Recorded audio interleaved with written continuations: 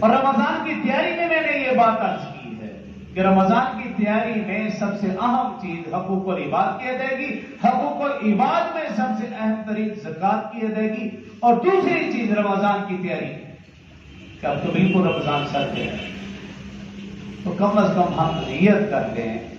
کہ ہماری کوئی بھی نماز با جماعت رہ نہ جائے، کم از کم 40 دن کی جو فضیلت حدیث مبارکہ میں اس کے اوپر ایک دفعہ سال میں عمل تو ہو جائے،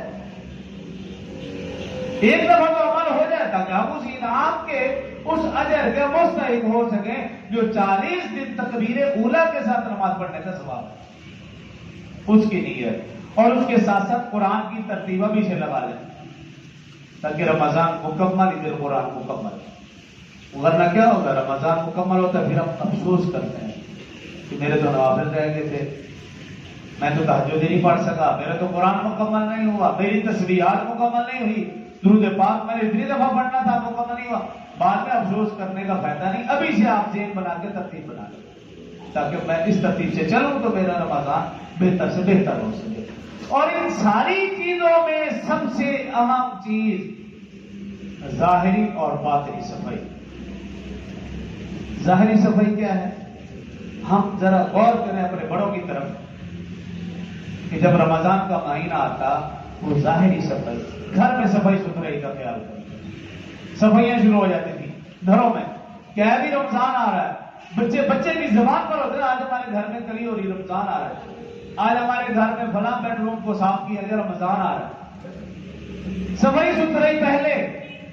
ظاہری صفائی، قرآن کو اپنی جگہ پر رکھنا، اسلامی کتابیں جن کا مطالعہ کرنا ان کو اپنی جگہ پر رکھنا، تسبیح،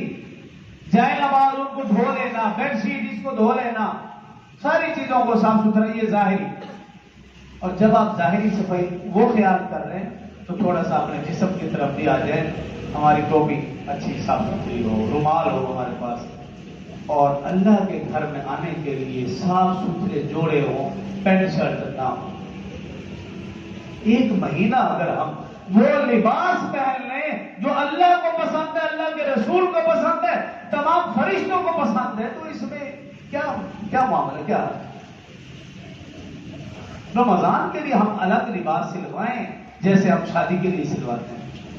فنکشن آ رہا ہے نیا لباس، چھوٹی چھوٹی بات پر نیا لباس، تو کیا رمضان کے لیے نہیں؟ تو رمضان کے لیے شلوار قمیض اپنے تیار کروا لیں، سفید ہو جائے تو زیادہ بہتر، مگر نہ ہو شلوار قمیض، کیونکہ دیکھا گیا ہے جو لوگ پینٹ شرٹ پہن کر آتے ہیں، جس نے شرٹ پہن رکھی ہے وہ پوری نماز اپنی شرٹ ٹھیک کرتا رہ جائے، اس کا دھیان نماز کی طرف نہیں ہوتا، پوری نماز دیکھا گیا آپ کبھی کہ جو پینٹ ہے وہ زیادہ جانتا ہے، وہ شرٹ ٹھیک کرتا رہا ہے، جو اس کے پیچھے ہے وہ اس کی شرٹ ہی دیکھتا رہتا ہے، اس کی بھی نماز گئی، پیچھے والے کی بھی گئی۔ اگر ایک مہینہ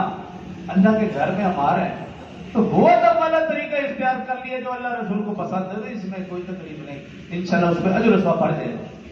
تو ہم لباس کی تیاری بھی کر لیں، یہ ہے ظاہری صفائی،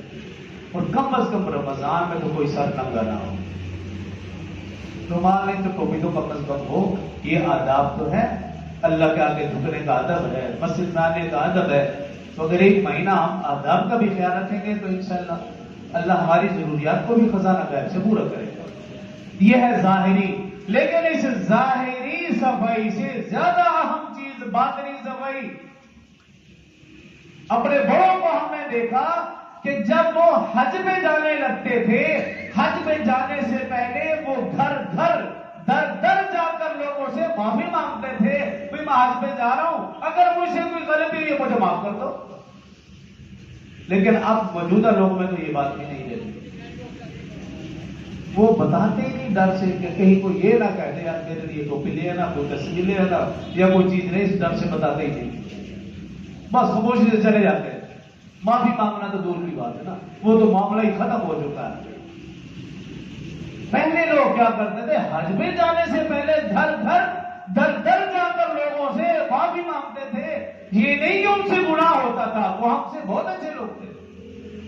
پھر بھی احتیاط کے درجے میں جا کر اطلاع بھی دے آنا، معافی بھی مانگانا، اور ان سے کہتے بھی تھے کچھ ضرورت ہو تو بتائے۔ اور اسی طرح رمضان سے پہلے بھی ہمارے بڑوں کا یہی عمل تھا. اگر آپ کو کچھ یاد ہو، رمضان سے پہلے وہ اسی طرح لوگوں سے ملتے اور کہتے تھے کہ یار رمضان آ رہا ہے، جس سے میل جوڑ ہوتا تھا پتہ ہوتا تھا بھی اب رمضان ہے، اب میں مصروف ہو جاؤں گا، دوبارہ ملاقات شاید رمضان میں نہ ہو سکے، تو جن ان دوست احباب سے مل کے، میل جوڑ والوں سے مل کے کہہ کے آتے تھے بھی رمضان ہو رہا ہے، اگر کوئی غلطی ہو مجھے معاف کرنا، اب رمضان ہے تو میں ذرا مصروف ہو جاؤں گا عبادت میں، تو پھر عید والے دن ملیں گے، معافی مانگ کر پھر رمضان کی طرف آتے تھے. تو ہم چلو وہ لوگ تو چلو چلے گئے، کم از کم اپنا دل صاف کر لے، اس برتن کو خالی کر لے. اگر یہ برتن خالی نہیں ہے، اگر یہ برتن صاف نہیں ہے، تو پھر رمضان کی عبادات کی حلاوت اس میں داخل نہیں ہو سکتی، کیونکہ یہ نفرت سے، کدورت سے، بغض سے، حسد سے بھرا ہوا ہے، اور وہ بھی قریبی رشتہ داروں کے بارے میں بھرا ہوا ہے. تو پھر رمضان کا کیا فائدہ ہوگا؟ یہی تو وجہ ہے کہ ہمیں رمضان کا صحیح فائدہ حاصل نہیں ہوتا، کیونکہ ہمارا دل پہلے سے ہی گندا اور یہ برتن پہلے سے ہی بھرا ہوتا ہے. رمضان کی کوئی بھی چیز ہمارے دل کو قبول نہیں کرتی، کیونکہ کوئی بھی برتن بھرا ہوا ہو تو کچھ بھی اس کے اندر جا نہیں سکتا. تو ظاہری صفائی ہو یا باطنی صفائی ہو یا نمازوں کا اہتمام ہو، تلاوت قرآن کا اہتمام ہو، ذکر و اذکار اور تسبیحات کا اہتمام ہو، جب تک ہم رمضان کی تیاری کے لیے اپنی ذہن سازی نہیں کریں گے، اپنے گھر والوں کی ذہن سازی نہیں کریں گے، اپنے بچوں کی ذہن سازی نہیں کریں گے، تب تک صحیح فائدہ نہیں ہوگا. جو کہا سن اللہ مجھے اور آپ کو توفیق دے. واہ